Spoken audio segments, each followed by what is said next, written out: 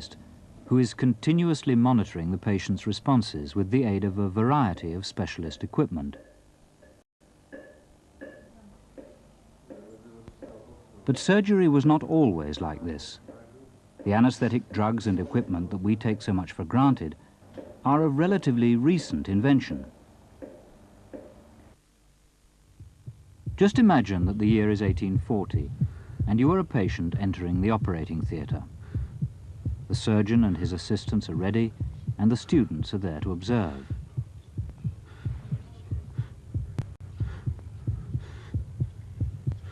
And you are in a state of mortal terror because you will see, hear and feel everything that is about to happen.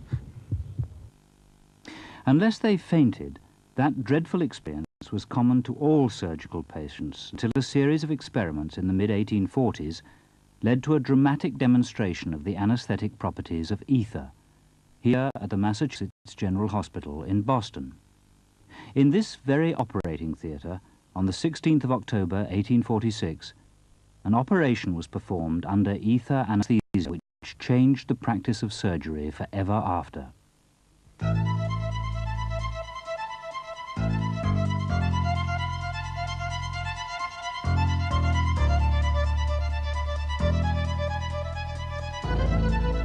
That first demonstration of ether anaesthesia was reenacted a few days later and recorded in this historic photograph. The man behind the patient holding the ether inhaler is William Morton, who gave the anaesthetic. Morton's inhaler was a glass globe with a hole to admit air, a sponge to increase ether evaporation, and a mouthpiece from which the patient inhaled. But ether anaesthesia worked, and the news spread fast. On the 3rd of December, the steamer Acadia left Boston for Liverpool, carrying a letter to Dr. Francis Boot in London.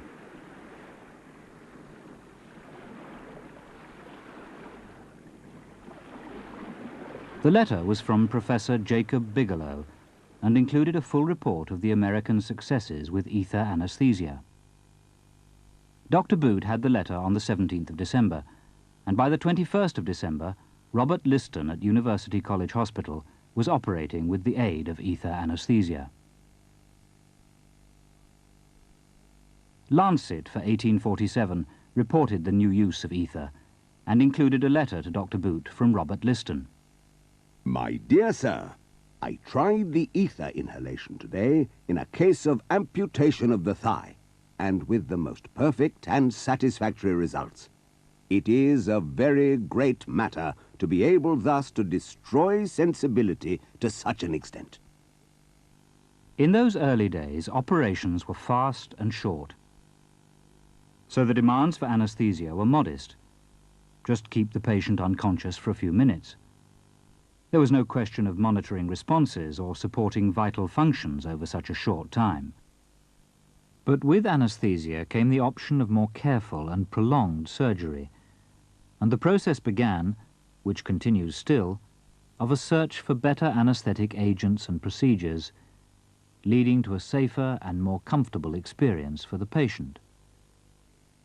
An early advance was the introduction of chloroform by the obstetrician James Simpson, who published a paper in 1847 listing its advantages over ether. It was not expensive, induction was faster and smoother, there was less irritation of respiration, and chloroform had a more pleasant smell. But if chloroform was more comfortable for the patient, it was not necessarily safer, and sudden deaths occurred with chloroform which had to be compared with the greater safety of ether anaesthesia. Indeed, John Snow in 1858 said of ether, I hold it to be almost impossible that a death from this agent can occur in the hands of a medical man who is applying it with ordinary intelligence and attention. In 1847, John Snow had defined the stages of ether anaesthesia. He listed 5, to encourage a more careful administration while monitoring the patient's responses: respiration, movements, muscular activity, and pulse. Ether and chloroform remained important anaesthetic agents right up to the 1950s. And initially, the method of administration for both settled on the open drop method, using a mask like the Schimmelbusch.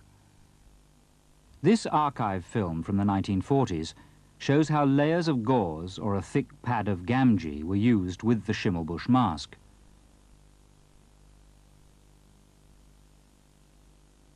Once prepared, the mask was used to receive a flow of drops of chloroform or ether.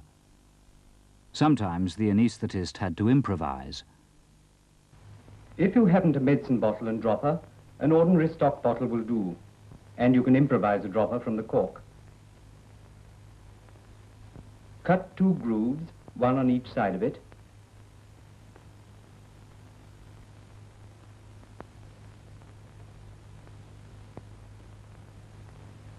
Put a gauze wick in one groove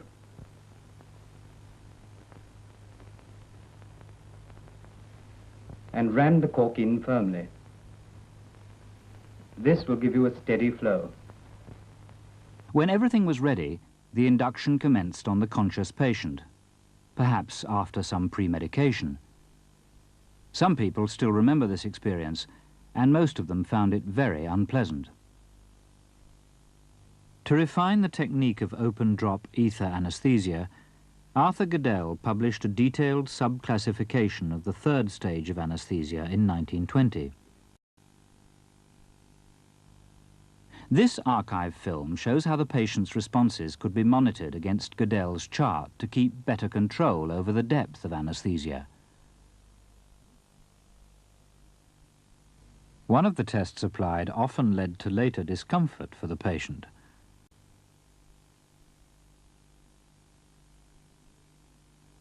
By the early 1900s, it was common to secure an airway by intubation. In the absence of muscle relaxants, which were not used, this was done under deep ether or chloroform anesthesia.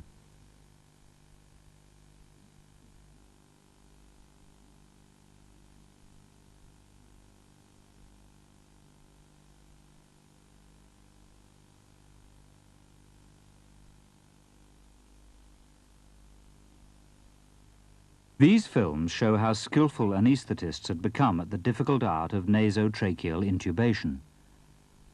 However, intubation using a laryngoscope was developed by McGill in the 1920s. A wide side slot and illumination from a self-contained battery are advantages.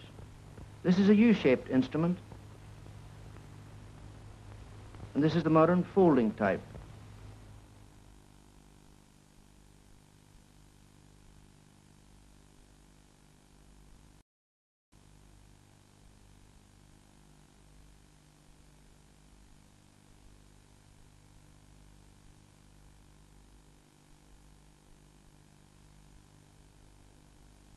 Now, you won't mind this a bit, my dear. Just easy does it. But however skillfully it was performed, induction of anesthesia using open-drop ether or chloroform was unpleasant for the patient. It could take 15 minutes to achieve surgical anesthesia, and patients were likely to cough and struggle, and might vomit. I'll just hold it off for a second. That's fine. Very nice. But you got it over my nose. Uh-huh. There we go. How's that? A little better? Very good. All right. Don't worry about it here. You're doing just swell. Take a big breath to be asleep. That's right. Just breathe it in and go to sleep. Well, hold on. This patient is experiencing some degree of excitement.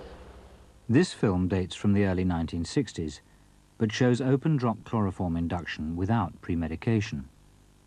The anaesthetist finally needed 2 assistants to hold the patient on the table. She'll go right down. Parallel with the development of ether and chloroform, another inhaled anesthetic was in use in the late 19th century. This was nitrous oxide, which became established as an anesthetic agent, especially for dental procedures.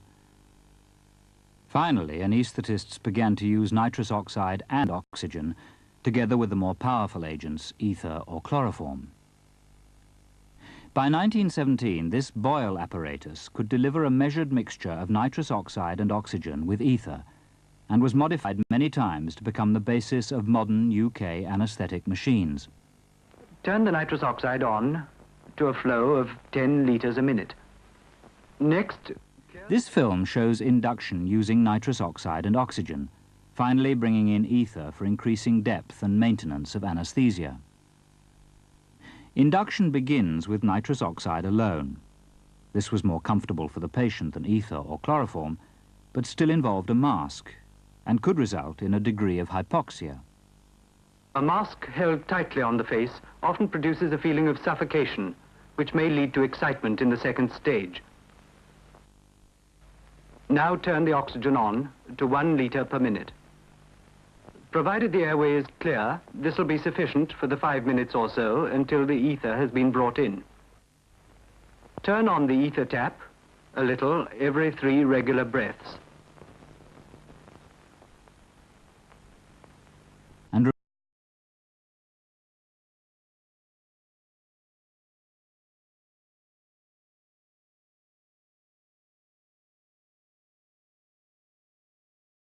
his contribution to anesthesia, how this led to the use of barbiturates for induction. At that time we were still using open drop anesthesia on some occasions.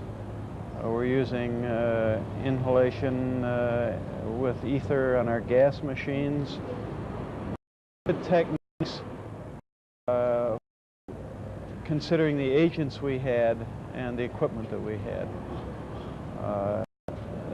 So intravenous anesthesia was a great bonanza for the patient, because suddenly they could drift off to sleep very quietly without having a mask over their.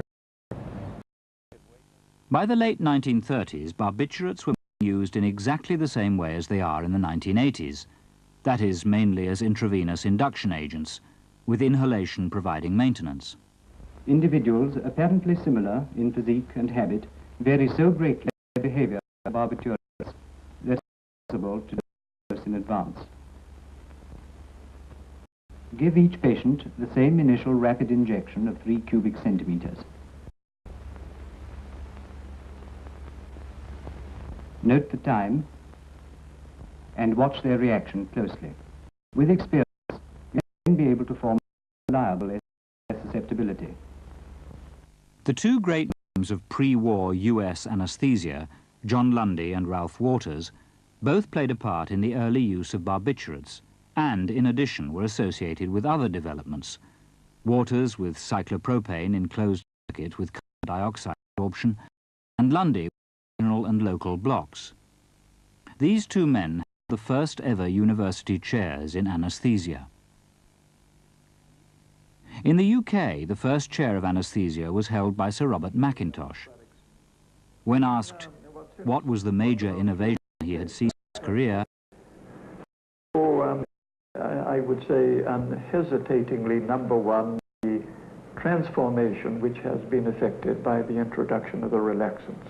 following the development of intravenous induction, the next great advance in anesthesia was the introduction in the 1940s of muscle relaxants. And he had a good deal of courage when you the evil, sinister reputation that drug curare had. And then we just had something which made something which you and I in those days would have been years trying to master could now be done by the medical student after a few easy lessons. These extracts from the 1992 Your Their Hands give eloquent testimony to the value of relaxants. Today, the muscles of the abdomen were often so tight that when the final incision was made, the organs burst forth through the wound. This meant that sometimes the organs were damaged.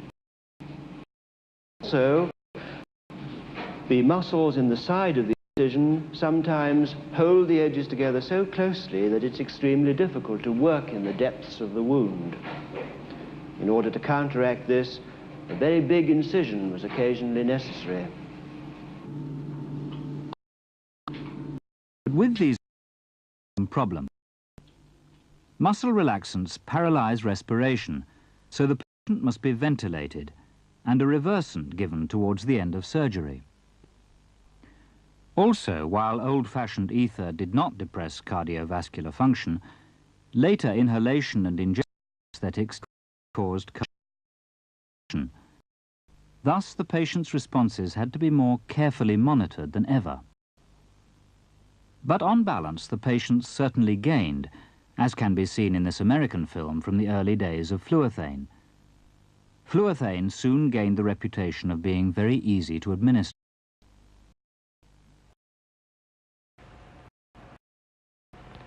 As you see now, I will start to introduce Fluothane into the system. You know that Fluothane requires a special vaporizer. In this case, we are using the Fluotec. We are now at 1%. We should some blood pressure.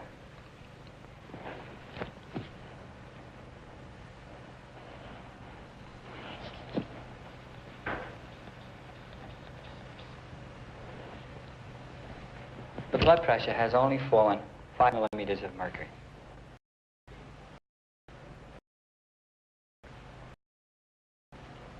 You can see that since Fluothane is such a potent anesthetic, that induction is usually rapid and generally smooth.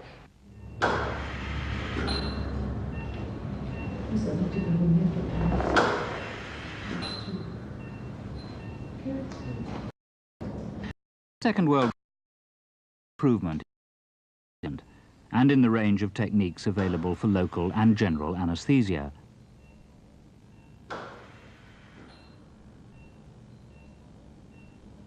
But efforts continue towards the ideals of anesthesia. An easy and comfortable induction, a pain-free and relaxed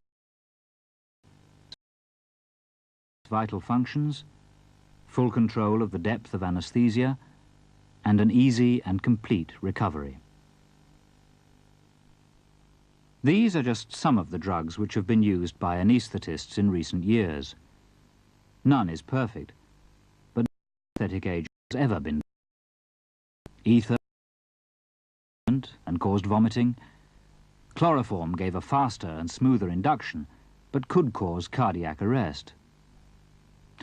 Thiopentone causes prolonged unconsciousness if given in repeated dose, and potent modern inhalation agents can cause cardiorespiratory depression.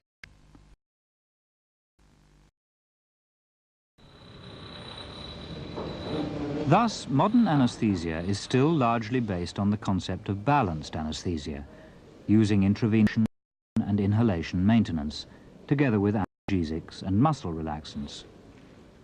The anaesthetist must understand the pharmacology of drugs involved, together with agents like Fluothane are proving extremely hard to improve upon. It is possible that we should look to the intravenous agents for promising developments. Here is Alan Gould again. Well, it's certainly possible that we could come along with the agents,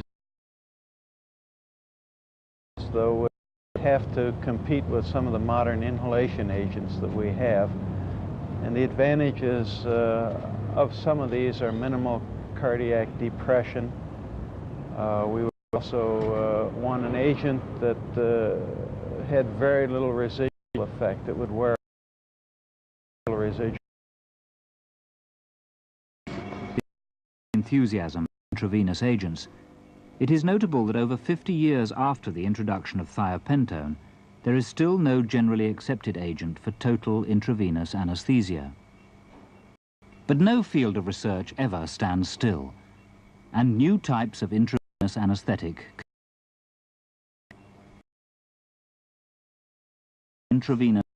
has been recognized and accepted.